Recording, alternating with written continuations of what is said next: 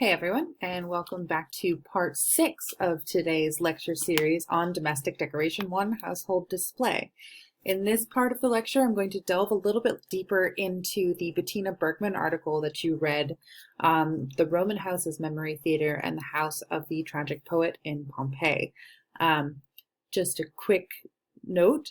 The House of the Tragic Poet in Pompeii, as you walk into the Fouques through the main entrance of the street, you are greeted by this floor mosaic here with a rearing dog and the words in Latin, beware the dog, cave canem. So that's just a fun tidbit. Now, Bettina Bergmann is a really interesting scholar. She is one of my absolute favorite art historians of the ancient world. And one reason is that she has a way of approaching the ancient artistic environment from a sort of meta art historical point of view. So she's interested not only in how to interpret the artistic environments of domestic space in the ancient world, but also in thinking through the ways that scholars in the past have worked to interpret the household and have thought about representing the Roman household as well. The article that you read for today particularly tries to link ideas that are based out of Roman rhetorical concepts, right? So the way in which Roman authors thought about how to present a narrative and a speech, and applying those concepts to thinking about the Roman house and reading places in the literature where there is a precedent for doing this, right? So she looks at two authors in particular. She looks at Cicero, who we've visited before, the author and politician and Novus Homo, and then also Quintilian, who comes a bit later. He lived between about 35 and 100 CE, so he's writing about a century after Cicero's death. And both of these authors do that work of sort of relating the architectural realm of the house to the rhetorical structures of memory creation and speech giving. And this is known by Bergmann and others as the sort of memory theater system. It is a way of using architecture and art as loci of memories, places where you sort of focus and embed a memory, and then use your movement through a house, through the path of a house, to follow those places of memory and reconstruct a sort of sequence of thinking in your mind. So you can use this technique if you want to like memorize a lot of information to give a speech, right? So my first idea goes at the vestibule where I walk in. My second idea goes in the painting to my left as I walk in. My third idea goes in the impluvium in the center of the atrium, and so on.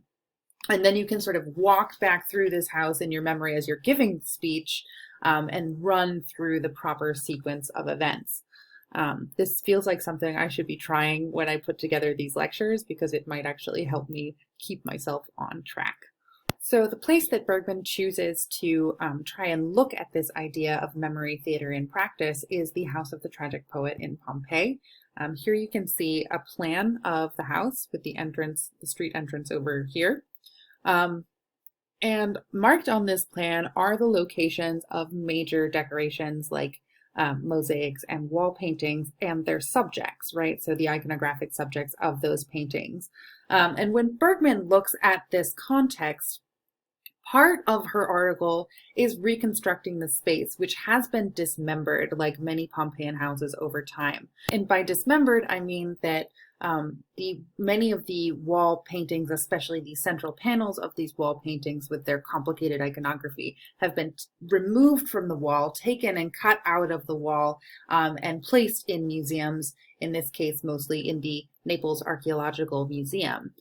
So the paintings that sort of defined the space originally and really were the focus of the decoration are no longer in situ. They're no longer on site. So Bergmann, with the help of an artist known as Victoria E., reconstructs these paintings and puts them back where they would have been upon excavation so that she can form a better understanding of their relationships to one another and their relationships to the overall plan of the space. So just to show you what this area looks like now, So we would be standing sort of in the tublinum area, looking out towards the main entrance of the door across the atrium with the impluvium and the compluvium here. And as you can see, the wall paintings have been cut from the walls, leaving these blank squares for us to look at instead. So if we look at what Bergmann has done, instead we can replace this image with what we know of the wall paintings that were originally in these sites, and also to kind of reconstruct the framing elements which are now quite faded and poorly preserved, off the basis of archival photos and off of the basis of sort of general understanding of the way that these styles tended to develop. One thing that you can see in this reconstruction off the bat is sort of an overall background color of yellow to be the dominating back color of the space, with this red socle or dado, that's the name for this lowest zone of the wall. So we have the central zone that is yellow, the lower zone that is red, and as Bergmann pointed out in her article, the colors of the background of the wall and the dados that match them kind of set up a really interesting dynamic that aligns with the axes of grand, humble, public, and private that we saw in Wallace Hadrill. So this yellow-red scheme that we see in the atrium tends to sort of define this public access running from the front door back towards this peristyle garden at the rear of the house. And this being that more public area, publicly accessible to the visiting clients, open to the street during the daytime so that people can look in and see, that is the dominant color scheme here. And then in the back part of the house, we have another access that sort of aligns more closely with this private, grand spaces for more intimate, familiar people to come and be perhaps entertained in this dining room area. And in these rooms, we have a different dominant color scheme. We have a dominant red wall with a black dado. So the very sort of graphic impact of these paintings, in addition to the iconographic details of them, sets up a really interesting dynamic where the rooms are sort of signaling the sort of person who is supposed to be there and the activity that one might expect to see occurring in the space. Now, Bergmann really sets forth sort of in beautiful prose, in detail, a lovely argument about how one might start looking at the different different iconographies of these central panels, and how you might relate them to each other. And I don't want to replicate her work too much, but I do want to just give you some zoomed in pictures and a taste of the sort of associative work that she's doing here. So if we start actually just to the left of the door, if you were entering the building, it would be on your right if you turned right. There we see this image of the marriage of Zeus and Hera.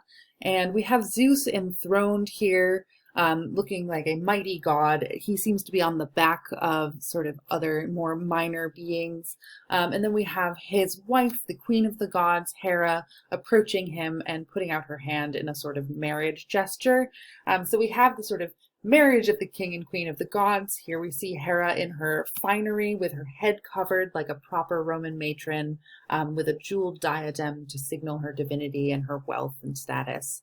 So that is the sort of first thing that you would see if you look to the right on the wall walking into the atrium. And then if we continue on to the next painting over to your right, you would see this image here, of which I have a detail of the Greek hero, the hero of the Trojan War, Achilles, and his war prize Briseis. And in the Iliad, the story of the Iliad, the conflict really starts when Achilles is forced to give up Briseis by his commander. So he has to give up his rightful war prize, this high-class lady from a city that was sacked, to the commanding officer, which is a big breach of protocol, but also the prerogative of a king. And Achilles, the hero who is the best fighter of the Greeks, is so upset by this that he actually removes himself from fighting for the Greeks for a time and starts off this conflict that sort of leads to the rest of the story and then the climactic battles of the Trojan War. So in this case, following on our marriage of the gods, here we have a war prize being removed. So a wife of a person who's already lost her husband and then been taken captive now being taken away from the person who took her captive and given to yet another man. And once again, we see her fully dressed, covered as a matron, very modest, very appealing as a sort of a character of a proper female who is being forced into a sort of servitude, or from one servitude into another. And then if we move further to the right still, we get this painting, which we only have a part of. We're missing most of the right side of it. But this, we have an image of Helen, so the catalyst of the Trojan War herself. And she is stepping into the boat with Paris, presumably the Prince of Troy, sailing away from her husband, the King of Sparta, to run away. And this, of course, catalyzes the Greeks to go to battle against the Trojans. So we have the breaking of a marriage, a wayward woman who is not properly behaving within the bounds of her male relationships. But again, still very fully dressed, very modest in this way, perhaps a sympathetic rendering of a woman led astray rather than of an exotic seductress. So just some interesting ways that you can draw associations is the clothedness of this woman. As Bergmann points out, the women on the opposite side of the wall tend to be rather nude. So you have a really interesting sort of contrast between the two halves of the atrium space. We also have just an interest in marriage stories here. How are male and female relationships, especially as they played out with respect to the Trojan War, represented in this space? And why is this story now, 1100 years after it was written, still so prominent in the iconography of domestic space? So that's just a quick taste of some of the kind of interpretative work that Bergmann is doing. Now I want to point out one more thing about her article before I move on, and that is the role that movement plays in creating a sort of associative reading of the space, right? So looking at more than one artistic element to see how they function together in creating a decorative environment.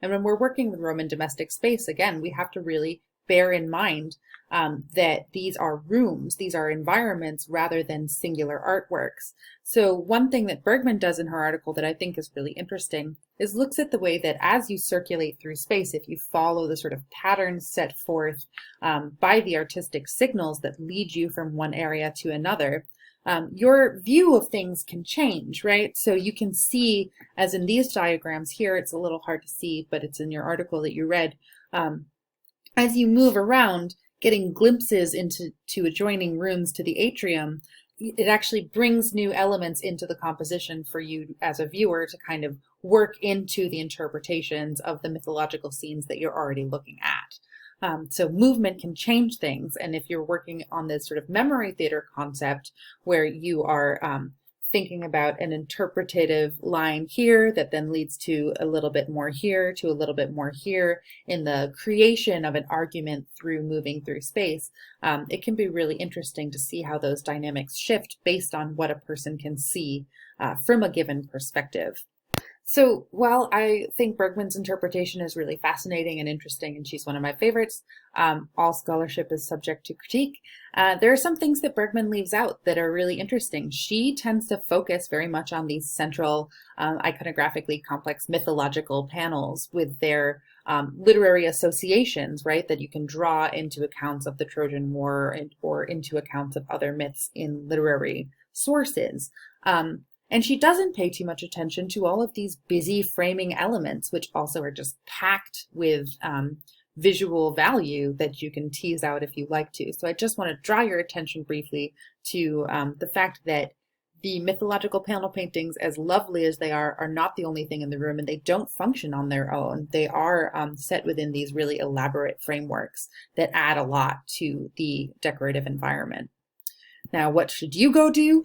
I want you to go take a few minutes, choose 2 features in your area of artistic richness of your Pompeian house you're looking at, and answer these following questions.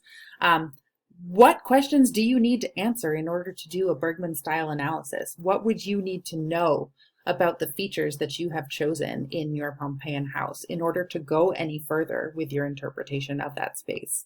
That's your question. I will see you next time.